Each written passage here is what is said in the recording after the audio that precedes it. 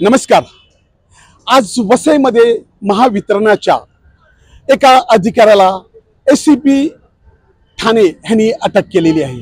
त्याचं कारण आहे वसईतील इंडस्ट्रियल मध्ये एका व्यक्तीचं मीटर हे 2010 पासून बंद आहे, परंतु त्यांच्यावरती थकबाकी काढून त्या ठिकाणी बिल कसं कमी करता येईल ह्याबद्दल त्याच्याशी बोलणी केली।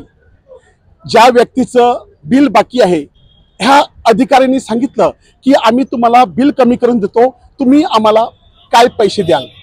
त्यानंतर त्या अधिकाऱ्यांचे 35,000 रुपये देण्याचे ठरले आणि ह्या व्यक्तीचे 2,06,000चं बिल हे कमी करून त्यावरती 70,000 बिल भरायचं हे ठरण्यात आलं। 2 दिवसानंतर पुन्हा सांगण्यात आलं की तुम्हाला बिल थोडं जास्त भरावं लागेल आणि मला 30,000 रुपये द्यावे लागतील असं ह्या अधिकाऱ्यांनी सांगितलं। अधिकाऱ्याचं नाव आहे कल्पेश पाटील। हे उपकार्यकारी अभियंता वसई ह्या ठिकाणी कामाला आहेत आणि हे अकाउंट डिपार्टमेंटमध्ये असल्यामुळे असे अनेक लोकांचे कामावरती अनेक लोकांचे बिल कमी केलेले आहेत का हा देखील एक मोठा प्रश्नचिन्हच आहे। कारण आज कोणीतरी ह्यावरती कंप्लेंट केली आणि त्यांना अटक झाली, परंतु ह्यापूर्वी त्यांनी किती लोकांचं बिल कमी केलं आहे आणि किती लोकांना असं त्रास दिलेला आहे ह्याची देखील चौकशी झाली पाहिजे असं आजूबाजूचे लोकांचं म्हणणं आहे।